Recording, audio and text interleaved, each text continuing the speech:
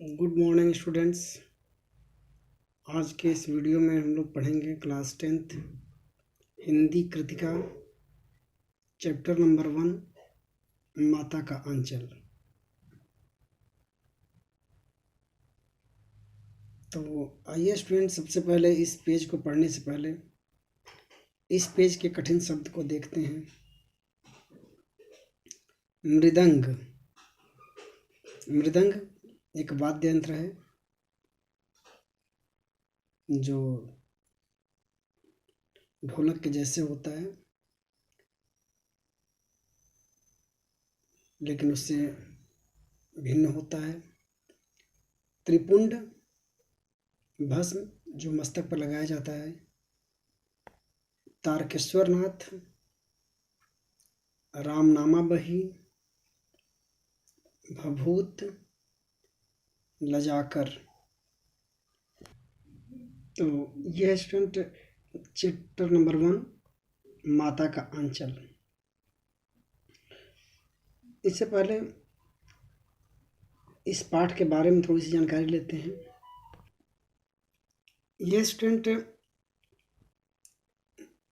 First lesson से 2 page पहले लेखक के बारे में और थोड़ी सी पाठ के बारे में जानकारी दी गई है। इसको पढ़ते हैं, समझते हैं। यह अंश शिव पूजन सहाय के उपन्यास देहाती दुनिया से लिया गया है। सन 1926 में प्रकाशित देहाती दुनिया हिंदी का पहला आंचलिक उपन्यास माना जाता है। इतना ही नहीं, यह स्मरण शिल्प में लिखा गया हिंदी का पहला उपन्यास भी माना जाता है। इसमें ग्रामीण जीवन का चित्रण ग्रामीण जनता की भाषा में किया गया है। लेखक ने उपन्यास की भूमिका में यह संकेत दिया है कि ठेठ से ठेठ देहाती या अनपढ़ गंवार, निरक्षर, हलवाहे और मजदूर भी बड़ी आसानी से इसे समझ सकेंगे।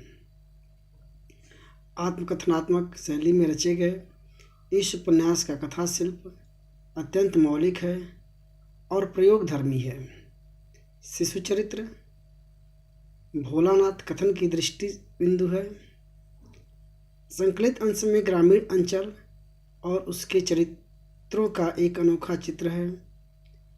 बालकों के खेल, कौतूहल, ममता, माँ की ममता, पिता का दुलार, लोकगीत आदि अनेक प्रसंग इसमें शामिल हैं। शहर की चकाचौंध से दूर गांव की सहजता को रचनाकार ने आत्मीयता से प्रस्तुत किया है। यहाँ बाल मनोभावों की अभिव्यक्ति करते करते लेखक ने तत्कालीन समाज के पारिवारिक परिवेश का चित्रण भी किया है। तो स्टूडेंट, आपने देखा कि माता का आंचल शिव पूजन सहाय का प्रसिद्ध उपन्यास देहाती दुनिया से लिया गया है, जिसका प्रकाशन 1926 में हुआ था। यह हिंदी का पहला आंचलिक उपन्यास माना जाता है, जिसमें शुद्ध ग्रामीण भाषा शब्दावली का प्रयोग किया गया है। इस पाठ में लेखक ने बच्चों की शरारत, माँ की ममता, पिता का प्यार और साथ में लोकगीत की भी छटा देखने को मिलती है।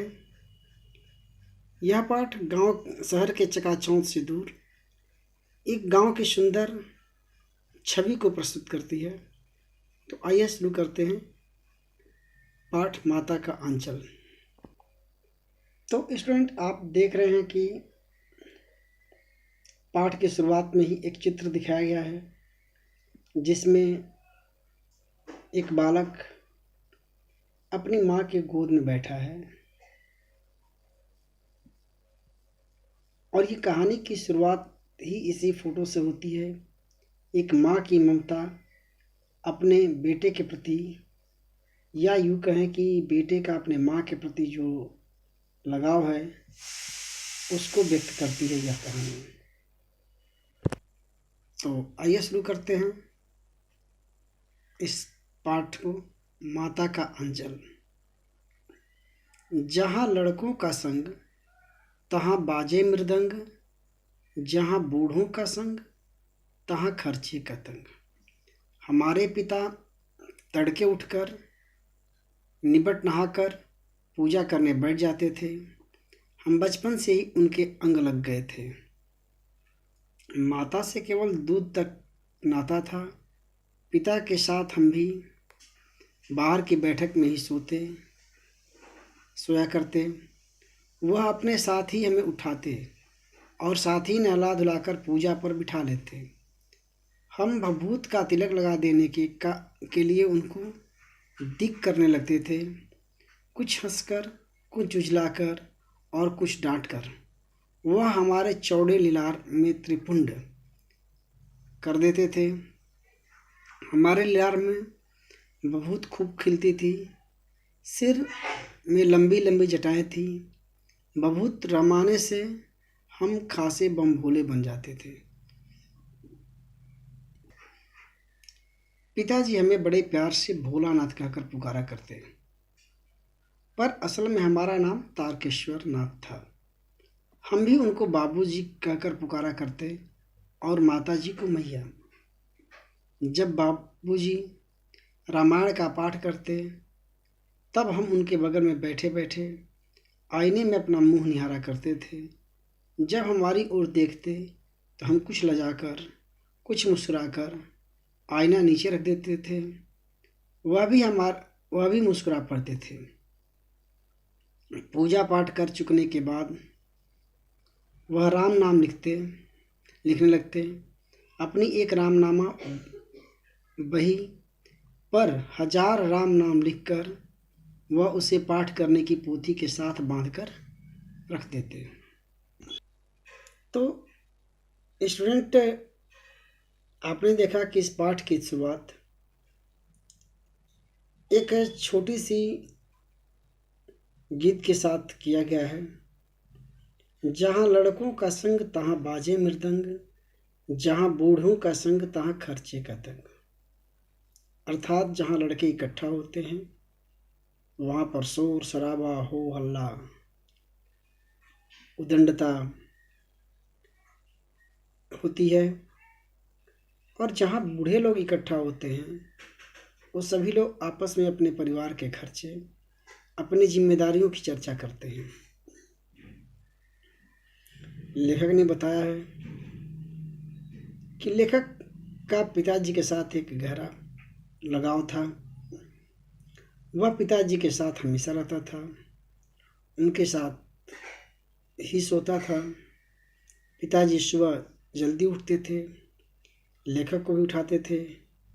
साथ में नहा कर तैयार होकर के वह पिताजी के साथ पूजा के स्थान पर बैठता था और वो पिताजी को अपने मस्तक पर भस्म लगाने के लिए जिद करने लगता था। पिताजी उसके मस्तक पर भभूत लगा देते थे। बाल बड़े बड़े होने के कारण वह बालक अच्छा खासा बम भोला बन जाता था और पिताजी उसे भोलानाथ कहकर पुकारा करते थे, जबकि उसका वास्तविक नाम तारकेश्वर नाथ था। पूजा होने के बाद पिताजी एक रामनामा बही पर 1000 राम नाम लिख करके उसे पूजा के साथ, रामायण के साथ रख देते थे। वह तब भी अपने पिताजी के साथ ही होता था। तो स्टूडेंट, आज के वीडियो में हम लोग पेज नंबर 1 और 2 देखेंगे। नेक्स्ट पेज नंबर कल नेक्स्ट वीडियो में। तब तक एक क्वेश्चन देता हूँ, उसको आप पढ़िए और इस पेज से फाइंड आउट कीजिए। प्रश्न यह है, स्पष्ट कीजिए कि लेखक का अपने पिता के साथ ज़्यादा लगाव था। स्पष्ट कीजिए कि लेखक का अपने पिता के साथ ज़्यादा लगाव था। थैंक यू, धन्यवाद, बाय।